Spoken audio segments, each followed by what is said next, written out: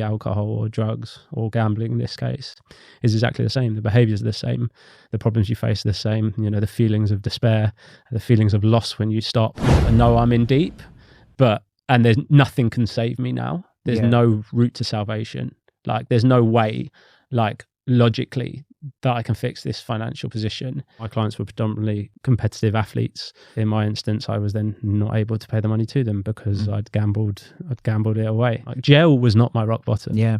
I was good. By the time I went in, I was a year and a half clean. And it must have felt like the whole world was against you for a moment, with the newspaper articles and stuff like that. In terms of gambling, like, it follows you around like a bad smell. I still have debt that I get chased for 9, 10, 11 years on a monthly basis. And it's one of the hardest ones to beat. I think the relapse rate is around 90% in one study that I read, which puts it higher than most drugs, actually. I think you just have to go cold turkey. Like, you just have to drop everything and go, that's the last time I do it, and find the joy in, whatever the future brings. You have to be hugely commended. You're nearly 10 years without a bet. You're doing podcasts like this. In recovery, there's some people that get consequence after consequence after consequence, and they kind of use that. I've done it myself in the past for justification for carrying on using. Me and you both got to a point with different things, you with gambling, me with booze, where it's like enough is enough.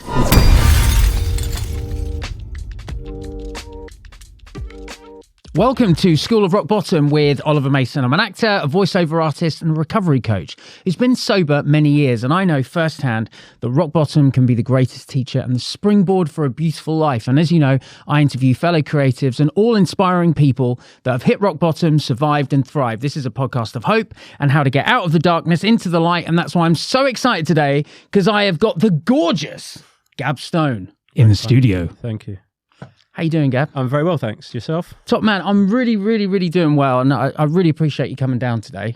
No problem. I'm really happy to be here. And I know you're a Spurs fan, so I do apologise about the very red room. Yeah, it's not intentional. I noted it. A quick bio before we dive straight in. So Gab Stone is a talent agent and entrepreneur who hit the heights of his industry at the London 2012 Olympics, where he managed 22 athletes under his agency, 13 of which went on to win medals at the Games. But alongside this success, Gab became suffocated by what ended up being one of the most high-profile cases of a gambling addiction in recent years in this country. He ended up losing his business, going bankrupt, and being sent to prison, whilst having his name and face plastered across the national press. Now nearly 10 years clean, congratulations, and with the strength and experience that has risen him back through recovery and what it has given him, Gab continues to manage talent and build businesses, while seeking to help and inspire others facing any type of mental struggle through sharing his experiences. Wow, what an intro. And huge congratulations on being nearly 10 years. Thanks, I believe you are too. Yeah, we're about similar time. Right. I know you know the show and how I'm going to start with the rock bottom question. I'm sure there's been a few. If you want to just pick one for now, and that will start the conversation. And then from there, we'll get into the light and the joy and the hope. Sure.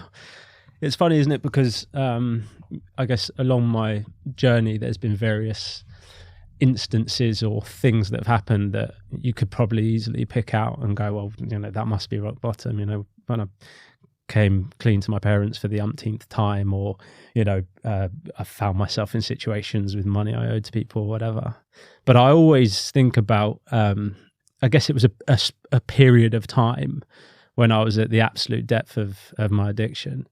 I was living in my flat in Camden, and it was the early hours of the morning at those points, sort of sometime between 5 to 7 a.m. And I guess I reference that time because I'd probably spent the majority of the night gambling.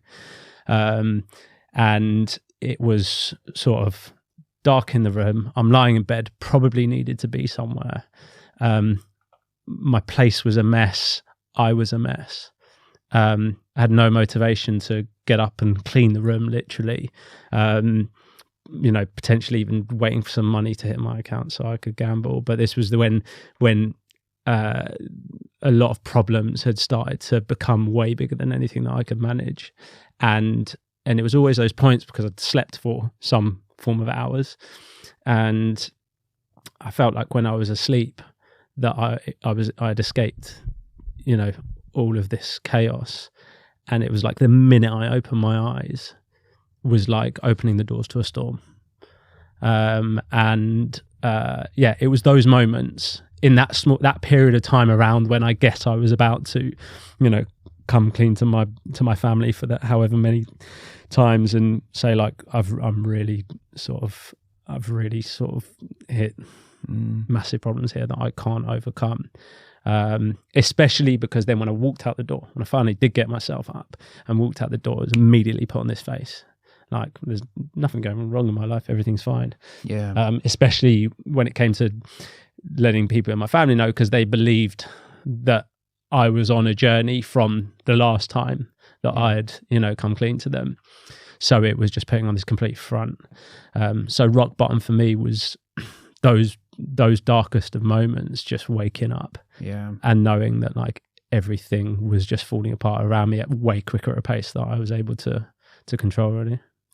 I mean, if you could have easily been talking about crack or heroin or booze or anything else, right? I think sometimes there's a bit of a stereotype or stigma around gambling or the behavioural addictions. In some ways, it's different to substances. It absolutely isn't. It affects the brain, and the illness is almost identical, really, in the way it presents itself. Yeah.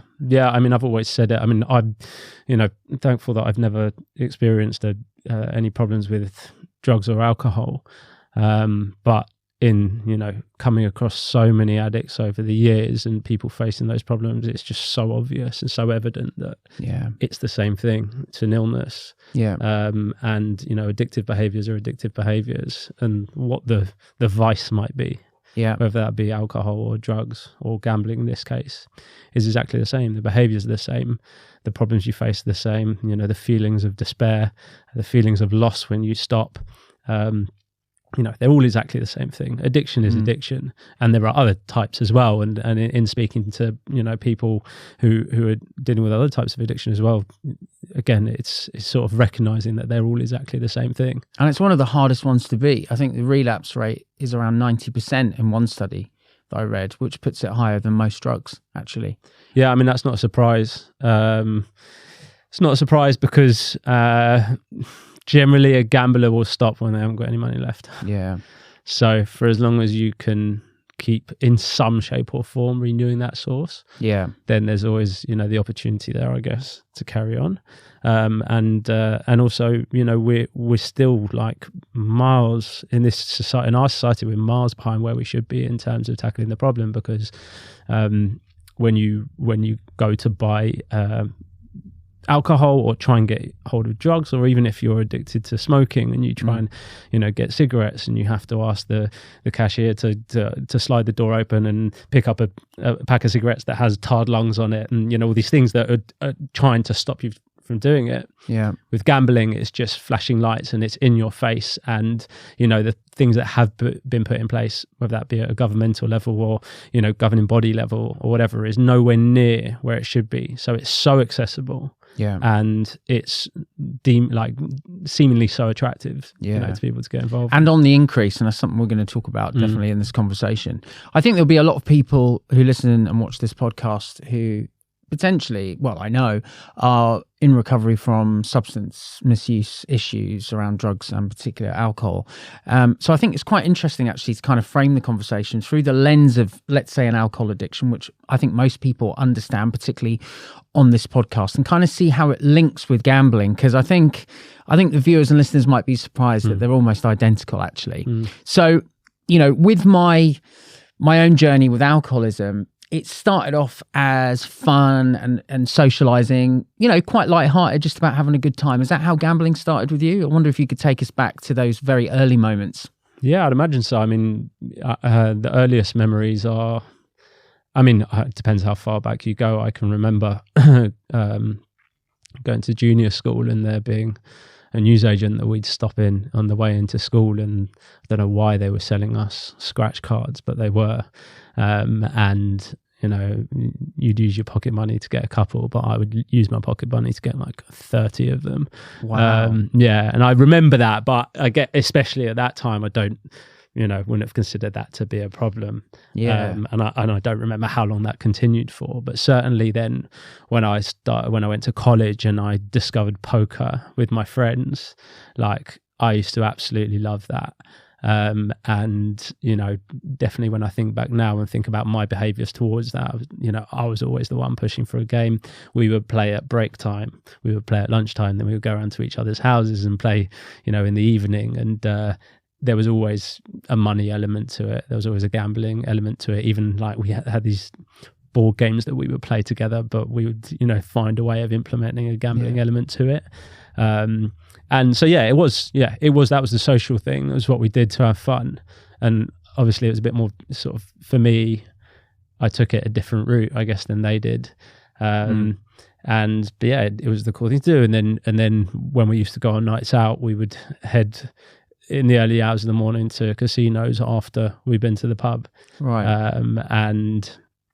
It was social. Yeah. But no doubt more problematic for me at that time than they ever Did you ever go home and sort of do a bet on your own? I mean, the reason I bring that up is because I noticed I started doing that with drinking. I'd sort of go out drinking with my friends, and then I'd already be planning about the little drink by myself on my own, and almost sort of looking forward to that drink even more than the social one. I just wondered if betting has a similar behaviour. Yeah, I mean, I'm showing my age here, but at that point in time, I'm not sure that online gambling was really was that big a thing. Well, even existed to an extent.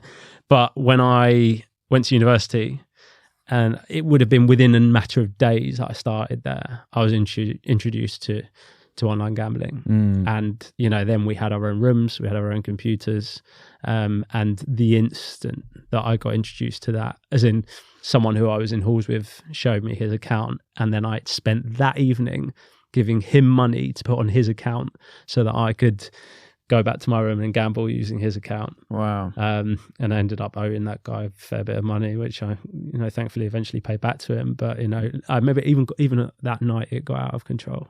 Yeah. And then throughout university, 100%. Yeah. Like it would be, whether we'd go to a casino or have a game of poker, it would always carry on for me. Always carry on afterwards. Yeah. Is that when you started to realise that it might be an issue, or did that come much later? I think for me, I kind of was aware that, for me, drinking was all about the weekends, and then it's that old cliche for me of the weekends started to get longer. And I was aware, even though I wasn't crystal clear aware of it, but I sort of on some level was aware that I was cranking it up, and I was and it was getting a bit riskier. The Wednesday night drink, and you got work, I'll get away with it, it'll be all right. Did you notice it was getting more frequent and more sort of high risk, I guess? I guess the rational side of me, I think I'm quite level-headed. I've got a certain level of intelligence. I think the rational side of me was probably knew it, but I just pushed that to a side. At any given point, I don't think I considered it. I probably knew that it was, but just didn't really think about it. And also, the problem with gambling is you have good days. Like I can't compare it to drugs or alcohol because I haven't been in that situation. But with gambling, you have good days and bad days, and on good days you can make a lot of money. And so you choose to pick those feelings and those thoughts and that experience as to how you're gonna approach it.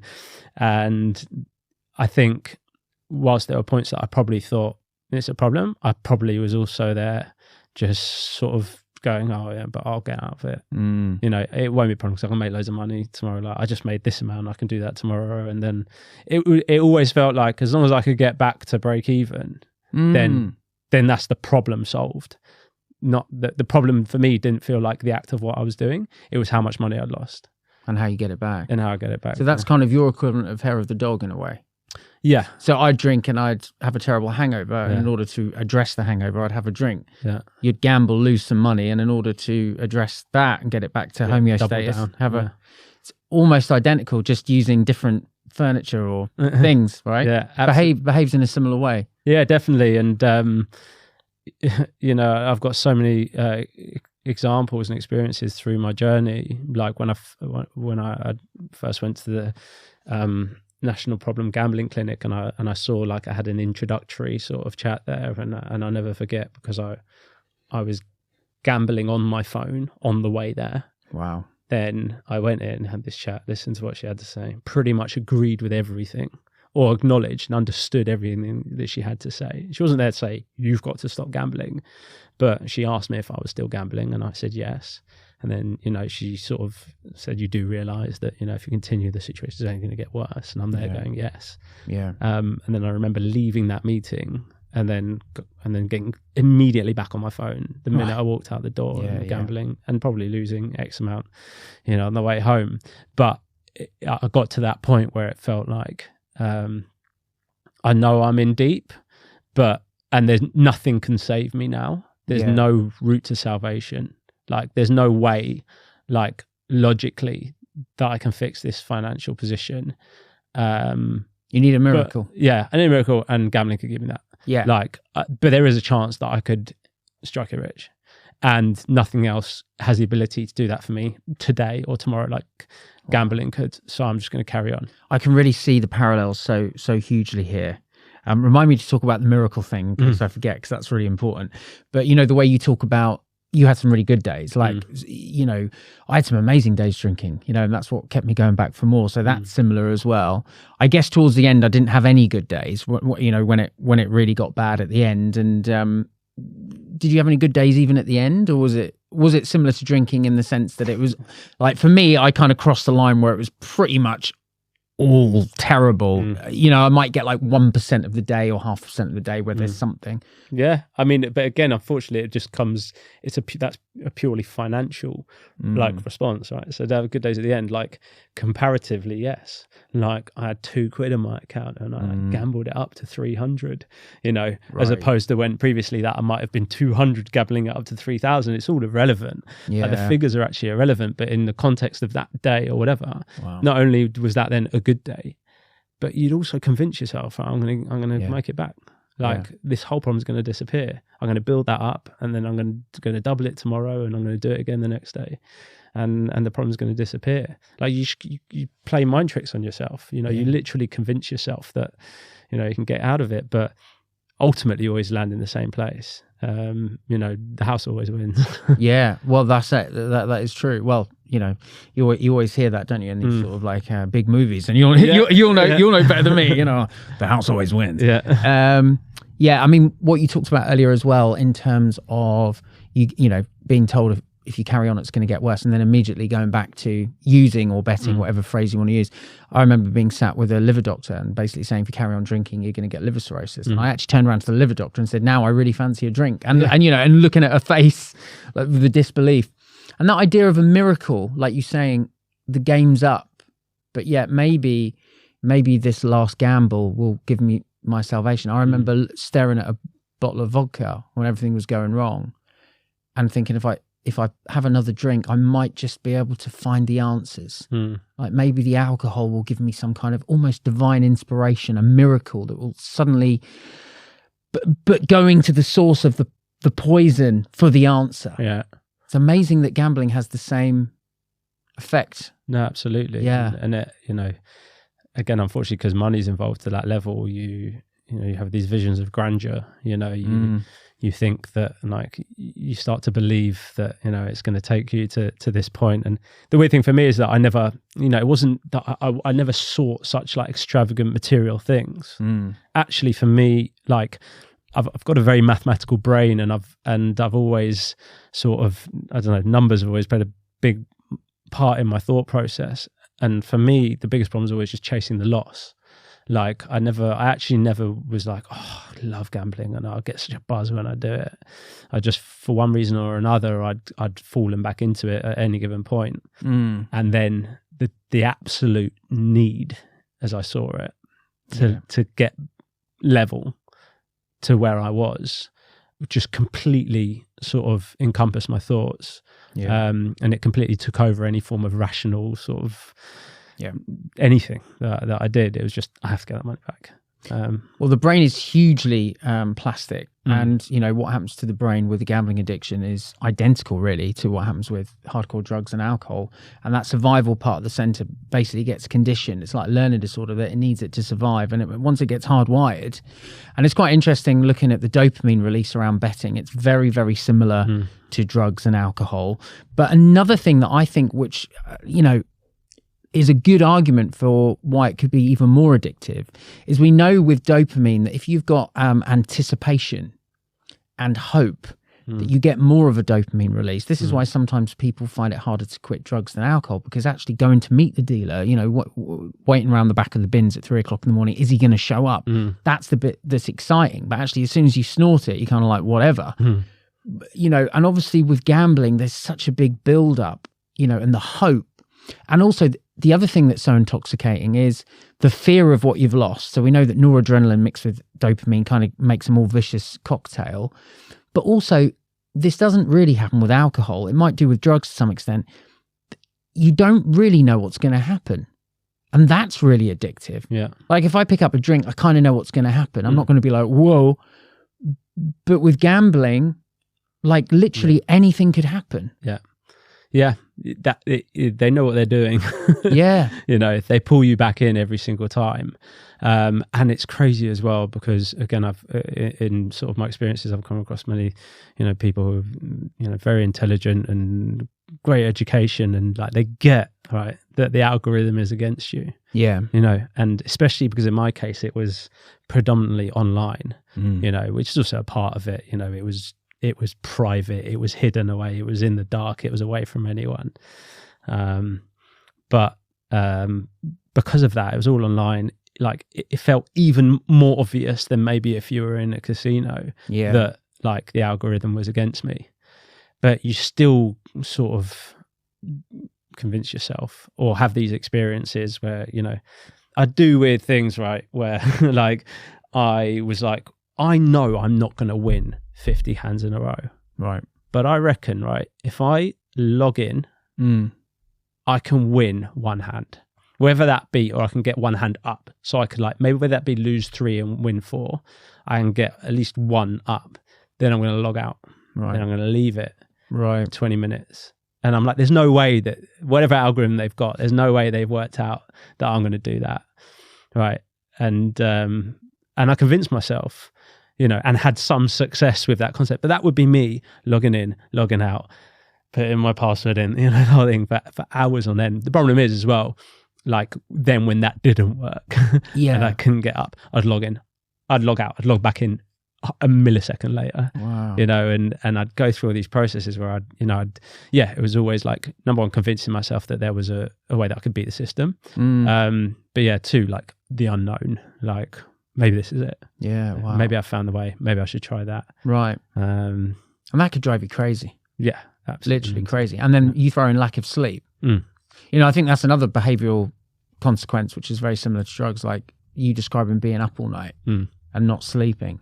You know, I think some people would think, well, yeah, okay, yeah, speed can do that. Amphetamines can do that. Gambling can't do that. But it sounds like it can. 100%. Like if you say to me now, like for the next week, you've got to stay up until like 2 a.m. and then maybe have a like sleep till 3 and then wake up again. There's absolutely no chance, right? Yeah. Take me a week to recover. Whereas then, like I was wired because often like the money would run out and I would know that the banks would update at about 2:15 in the morning. So I would literally be refreshing, waiting to see if some money that I was due had come in at that point. And then I'd use that for as long as I could, you know, through the night. And often it would be the case then I needed to be somewhere at 7 a.m. or 8 a.m. and then I'm still there. Yeah. And yeah, I wouldn't have any issues with tiredness. Right. Like I was just completely wired in. Yeah. It's like being on a substance, really. Just feeling wired and just got to keep going compulsively, and that kind of keeps you awake. Yeah, 100%.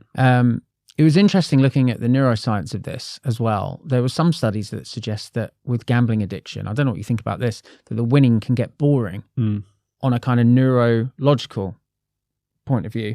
So, you know, you win, it's great. But actually when you lose, and then the fear, that release of adrenaline, and then, like you say, trying to then make it up, some arguments suggest that that's more addictive than the actual winning. The winning bit on some weird brain level can actually get boring. Would you agree with that? Yeah, and especially now, again, in the days of or the day and age of online gambling, because if I don't know how I would feel if you put, like, when I was at the height, like I was putting.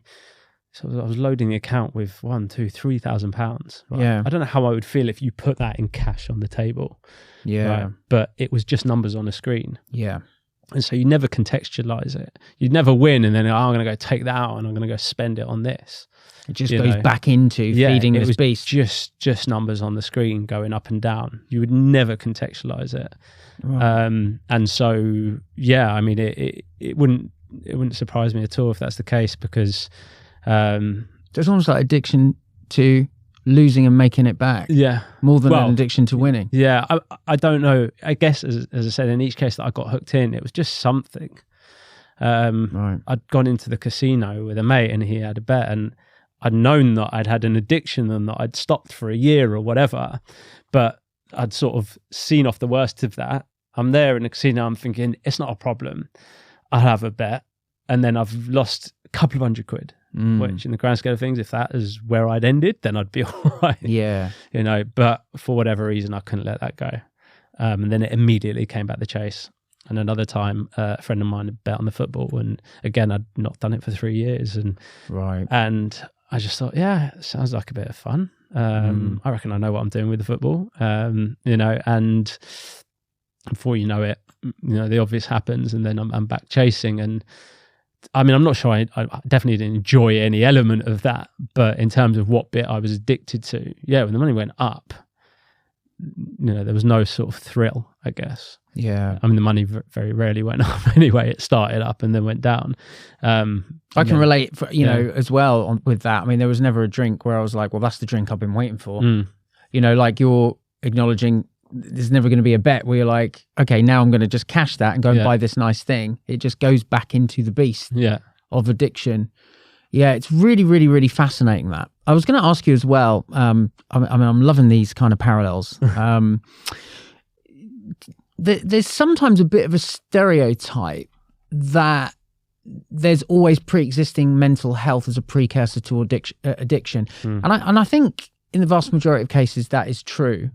But in my case, yes, there were some things in my past which obviously contributed, but a lot of my mental health problems were actually caused by alcohol itself. And I don't think that's spoken about enough.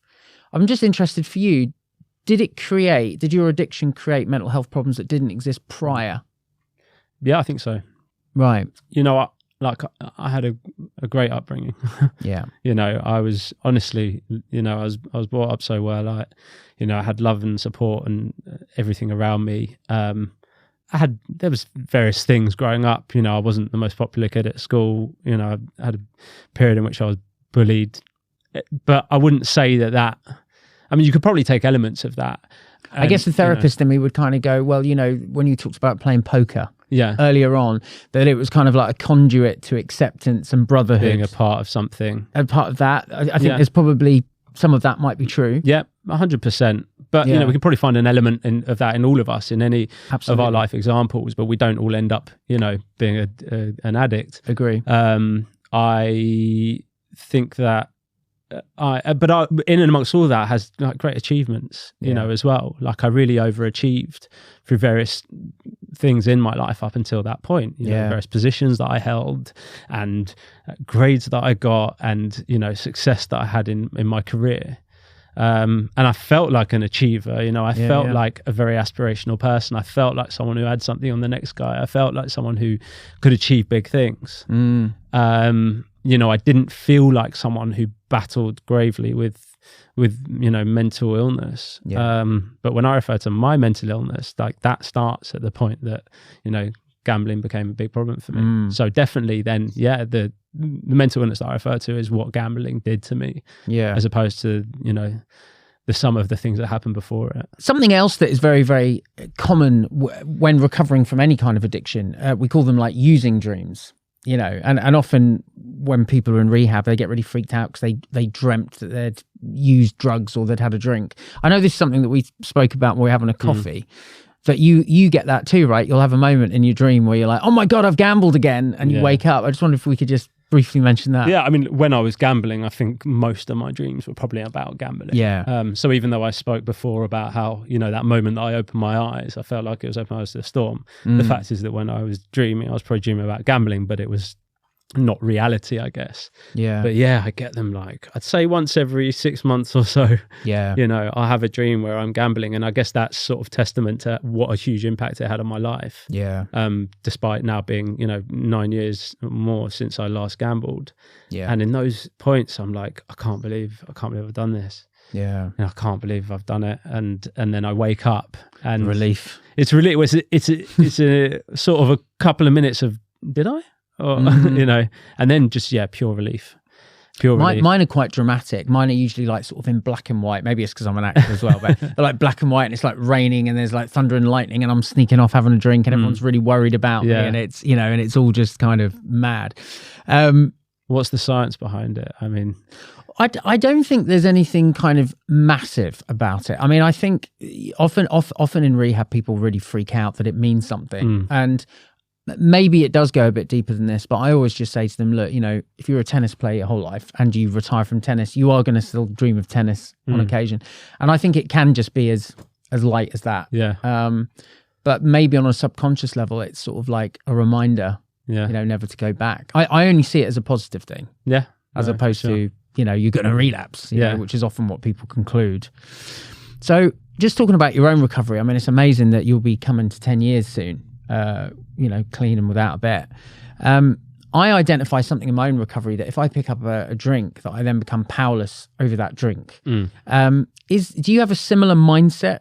So for you, like any betting is now off the table. Yeah, basically. Yeah, I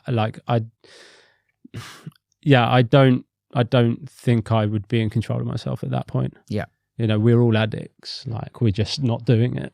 Yeah. I don't agree with the concept of like being a former addict. Like it's in us, and it's something of such great power that, and I'm not getting too like philosophical here or whatever. It's so powerful. Yeah. That I can't do it.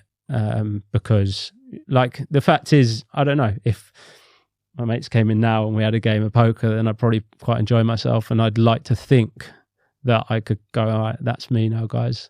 Yeah. But I'm not willing to put myself in that situation. Yeah. Basically. And I don't need to. Yeah.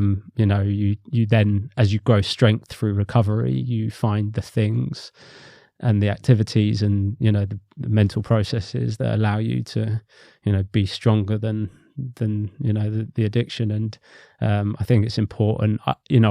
I say it to anyone when I speak to colleagues or friends, and they're like, I'm gonna quit smoking, or especially when they go, I'm gonna quit smoking on Monday, or I'm gonna quit smoking on New Year's or whatever. And I'm like, well, no, then you're not. Yeah, that's you need to stop now. Like you need the last fag that you had to be the last one that you've ever had. Yeah, yeah. Because if it's always going to be, oh, that will be my last one, then it won't. And I think you just have to go cold turkey. Like you just have to drop everything and go, that's the last time I do it, and find the joy in, whatever the future brings, with that, eliminated. Now, obviously, there's no physical withdrawal from a gambling addiction. Although you might disagree, you might have felt something physical happening. You're welcome to share that if that is the case. Obviously, with substances, there often are. Although interesting with amphetamines, there aren't much. It's more psychological, which maybe it behaves in a similar way to withdrawal from gambling. But I would imagine on an emotional and psychological sense, there's a huge withdrawal because, like, my best friend at one point was the bottle. It's sad. It feels sad thing to say now, but did you have a similar kind of relationship with betting? Was it almost like a person or a lover? It was my comfort blanket. And whilst you arguably don't have those physical withdrawal symptoms, when I've seen, whether it be videos or footage, or heard people talk about the physical withdrawal from drugs, and that like literal like body tensing up, like shaking, whatever. Yeah, you can map that to gambling, because that feeling of not being able to do it leaves you, tense, stressed, agitated. Interesting. And that takes time, you know. When even so you mean like shaky, like nervous, anxious, even during the times when I was gambling. But for example, it was a bank holiday weekend, and all the money that you had access to, you gambled away. The banks weren't open until the Tuesday or whatever.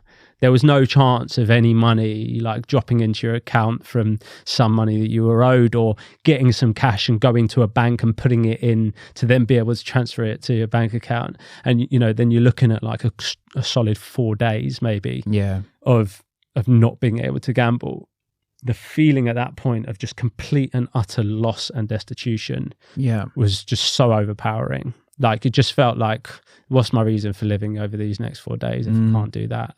And, you know, when I then went into therapy and I spoke to my therapist about this, you know, he talks about like, ultimately we'll find our steady state, right? So it's like if you're a smoker, then your steady state, you build your body to a point where tobacco is needed for you to feel normal comfort. Like that's the steady state that you seek. And then when you remove it, then it's not. Whereas if you're not a smoker, then your steady state is without.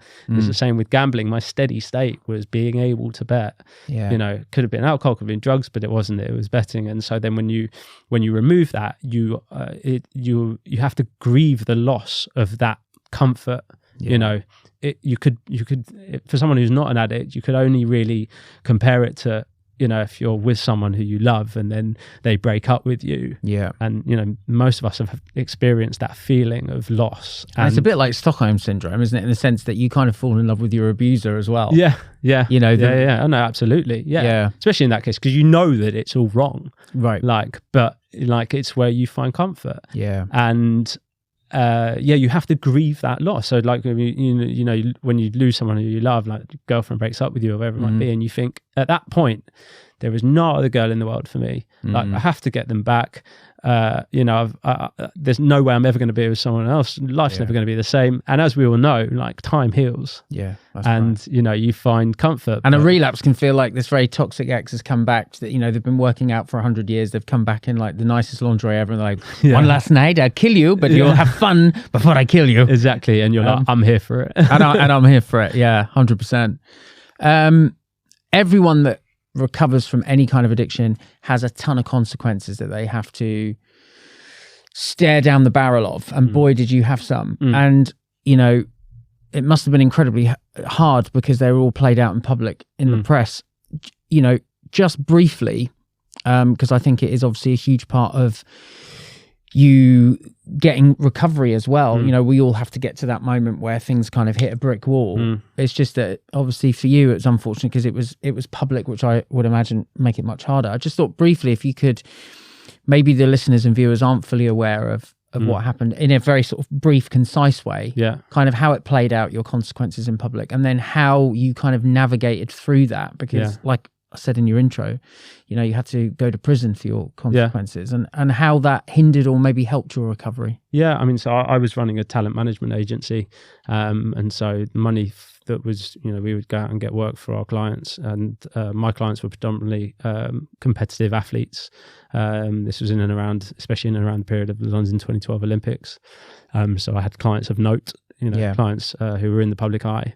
And, you know, we would do work for them, we would collect money, and then we would pay the money to them.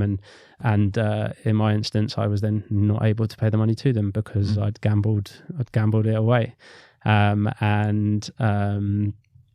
It came to pass that obviously I then had to come clean to them all. I came to payment arrangements. Various things obviously happened along the line that led me to a point where Luke Sutton, who is a very good friend of mine and someone who has, you mentioned for the Understanding Men podcast, he does that podcast, and me and Luke crossed paths because he was in the talent management space, and he and a gentleman called Adam Velasco effectively saved me on that level and assisted me in a route to, I guess, financial salvation, so that I could muddle through everything. But with them, we worked out a plan to offer payment arrangements to the clients who I had money to, and all of them accepted those payment arrangements other than one, who then went on to pursue me, I guess, for want of a better word. And instead of accepting the payment arrangements, some months on, walked into a police station and reported me for theft. Right. Now, theft is intent to deprive, so it was accepted in the end that would get thrown out because there was no intent to deprive. There were emails between me and him where he said he was sympathetic of my situation and wanted to see how we could work together, X and Y. But in the end, sort of those conversations went quite cold, and he decided, through whatever advice he received, to make this report. And so anyway, theft got thrown out, but I got told that the charge was being changed to fraud by abusive position in charge, which, as I had with the theft charge, said, oh, well, shall I just, plead not guilty because I never set out to commit a crime. I guess in this madness that, of a space that addiction puts you in, I didn't really realize that I was committing a crime effectively. Yeah. I certainly never set out to. Yeah. And they were like, yeah, but this charge is done on like 7 criteria. 1, were you in a position of charge? Well, yeah. 2, did you use someone else's money in a way that they wouldn't have deemed fit? Yes. 3, and this is where the law becomes a bit of an ass, because 3, if you were in a rational state of mind, would you have deemed the use of the money as acceptable? Well, no, but I wasn't in a rational state of mind. Yeah. Yes, right. but if you were, well, yeah, okay. 1, 2, 3, 4, 5, 6, 7. If you will get found guilty by definition. So if you go and plead not guilty, it will go to trial. You will get found guilty by definition, and the custodial guidelines set are minimum 3 years custodial. And this was the first time I'd ever had any conversation about the concept of prison. And I was like, what? Yeah, sure. And so I got told, but it's okay. You've got no previous. It's been accepted between the parties that you didn't set out to commit a crime. You've sought therapy. You've got a therapist report saying that if you were to go to jail, then you've got considerable more chance of reoffending or relapsing than if you don't. Yeah. We've got reports from you helping other gamblers since. You're paying money back. Oh, and also between when you plead and the sentencing, you have to repay this individual as much money as possible. And we were like, well, we've been trying to repay him for the past couple of years, but he's rejected every payment plan. They're like, okay, but still you do. And so, God bless my parents, through trust funds or whatever means they had, they managed to pull the money together, and he was also repaid in full. Right. So I got told that go and plead guilty. It gets reduced from 3 years to 2 years, and at 2 years the judge can suspend it. They can't suspend anything over 2 years. Okay. So it will get suspended for all of the above reasons, and you move on with your life. And I went there on the day of sentencing without a spare pair of clothes, without a spare pair of contact lenses, without any sort of plan, because I got told that that's what was going to happen by all of the people around me. Yeah. But the judge seemed to see his name in lights and pulled out a pre-written essay and gave me 18 months. Right. Which so it was seen much more as a moral issue as opposed to a sort of medical or a psychological issue, really, in that moment. Yeah, it felt at the time like, look, I guess there would have been times in my gambling journey where jail would have been a good thing for me. Yeah. As an intervention. Yeah, I mean, you'd been clean a number of months. Yeah, I'd been clean. I think about a year and a half by that point. And doing everything you can to pay it back. Yeah, doing it all, really. This is where I have a lot of compassion, because I know with substances, to be honest, they're relatively cheap. Like if you're addicted to alcohol, you only need a few pounds and you can get, some white ace from the shop. Similarly, even if you've got a cocaine habit, you can transfer to crack very cheaply. With a gambling addiction, you need cash, and obviously you're not saying it was right that you used their money, but I say this to people in rehab all the time, that we are powerless when we're under the influence of our thing, and that doesn't mean we can get away with it. Like I can't go out and kill someone and stand up in prison and say, well, I was powerless. Yeah.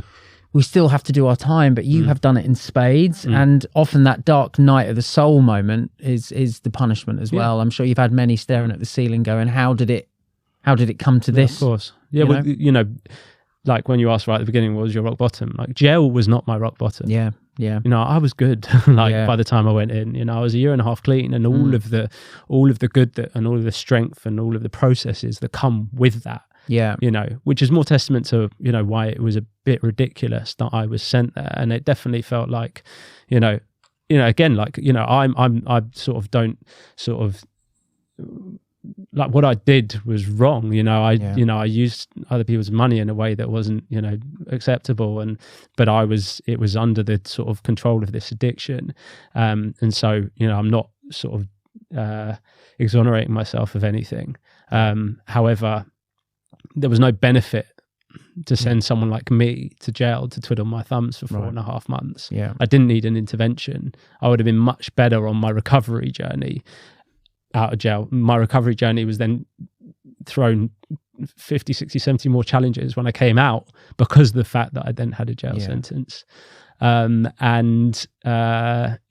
know, I think gambling is, unfortunately, you know, we've sat here and talked about all of the parallels, you know, between drug or alcohol abuse and gambling, and that it's another addictive illness, and it's the same, you know, on almost all levels, but it's treated differently, and it's looked at as, certainly in the judge's case, I felt looked at as, you know, a selfish act. Purely because money's involved. But money is just, again, it's the vice, you know, whether that be, you know, a bottle of alcohol or some drugs. Yeah, absolutely. And so, in answer to your question, as well, like that also, made it very difficult then, because I felt like I then faced another challenge associated with the addiction when I was already, you know, a year and a half clean, which was now this being out in public. And well, everyone recovering from addiction, they carry a sense of guilt and shame anyway internally, and it must have felt like the whole world was against you for a moment, you know, with the newspaper articles and stuff like that.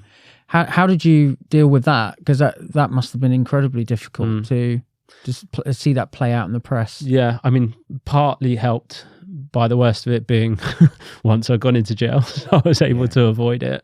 That probably affected my family more than anything. Right. You know, for them having to sort of see all of that, and I think they kind of protected me on that level a little bit and didn't really let me know about a lot of it. There were certain articles, you know, for example, which this individual decided that they thought it was the best thing to then go and do a big interview about it, and which I didn't understand and didn't agree with the contents of. Eventually, when I literally accidentally read it, or the majority of it, a few months ago, because up until that point I just decided to avoid it, because I didn't see any point. You know, I've moved on, you know, so strongly with my recovery in so many ways. I guess the problem I find now is, unfortunately, you know, in terms of gambling, like, it follows you around like a bad smell. And I still have debt that I get chased for 9, 10, 11 years on a monthly basis. And I find now and again in business, for example, I'll be having a conversation with someone and they'll be like, oh, you're the guy who, you know, did this and whatever, without any context, you know, and they just see the headlines. And in this, you know, age of cancel culture that we live in, you know, that applies obviously, as we know, to you know, celebrities, but also to those who aren't in the public eye, like myself. And it's difficult, you know, because it does follow you around, and you really, at this point, you know, you want to rid yourself of it and go, that was then, this is now, this is the strength that I've taken from it. But it's hard. Like, there's no getting away from it. It's hard. I'm sure you have compassion for yourself then and go, I was unwell then. You know, I was behaving as someone who was unwell, and now I'm well. I mean, you have to be hugely commended. You're nearly 10 years without a bet. You're doing podcasts like this. And, you know, I think in recovery, there's some people that get consequence after consequence after consequence, and they kind of use that. I've done it myself in the past for justification for carrying on using. Me and you both got to a point with different things, you with gambling, me with booze, where it's like, enough is enough. You know, my consequences have got too much, and now I need to do everything in my power to get better. And that's what you've done. You know, and that's testament to you, nearly 10 years without a bet. Yeah, I appreciate it. I mean, you know, we do it for ourselves, you know, ultimately. And don't get me wrong, like, I like to post on Instagram each year and go, here I am 8 years clean, here I am 9 years clean. And I do that, you know, for myself, because I'm proud of it. But then also I'd like to think that when I do, it gives hope to those who are, in the depths of it at the same time.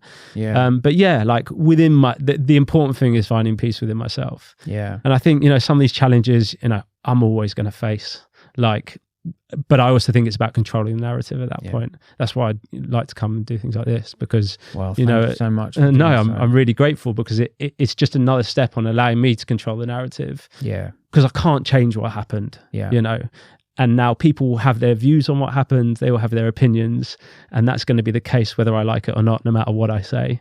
I can't change the past, but I can take the values and the strength of what I've been through to this point to help myself moving forward, and also hopefully sort of help others who have, whether they be listening to this or see me do those posts on Instagram or whatever, and just think, there's a route here to salvation. Because I think one of my biggest takeaways from, when I think about those rock bottom points, was not conceptualizing the future, because everything felt like such a terrible, never heard before mess. Like the concept of a year in the future, 5 years in the future, is something I couldn't consider. It's something I couldn't get into my psyche. Yeah. Whereas now we can sit here and go, where do you think you'll be in a year's time? Where do you think you'll be in 5 years' time? And you can see it and you can visualize it. And I know a big thing for you was just a day at a time. Another parallel for me with my drinking 100%. recovery, a day at a time. We haven't really had time, and unfortunately we've run out of time to kind of get into your amazing recovery. But I know with the coffee that there's quite a few links and a lot of places of support that you've tried that have been really useful. So if it's all right with you, we'll have a conversation before this goes live and get some links in the show notes of maybe some, institution or places that people could try with gambling potentially. Please do. I mean, as you're right, as well I see it, is that when I think back to those points then to where I am now, and people say, well, how did you get from there? Yeah. Then if I thought about that at that point, I'd be like, how on earth am I going to get to there 9 years later? But it has been one step at a time, and that's just that's what I then take forward in life when I approach every single day now with the challenges that life throws at you, is to just take things one step at a time. And that's what's got me to this point. And I just think that's so important for anyone who's facing addiction or any form of mental illness, is just to keep that concept with them and just keep moving forward. Incredible. And like I say, guys, those kind of specific places that Gab tried, if that's all right, we'll throw them in the show notes. So go take a look now, because there will be some stuff. But unfortunately, we're out of time, Gab. Thank you so much for joining me on the podcast today. I really appreciate it. Hey, I've absolutely loved this conversation, and I'm sure you guys at home have as well. Please head to the show notes now for links for further support, but also where to follow Gab and his story a little bit more. If you're watching this on YouTube, please hit subscribe. Very important. And like the video. If it's Spotify, give us 5 stars. Same on Apple. And as promised, I've not let you down yet. There will be a brand new episode in 2 weeks' time. Until then, look after yourself, and thanks for watching or listening.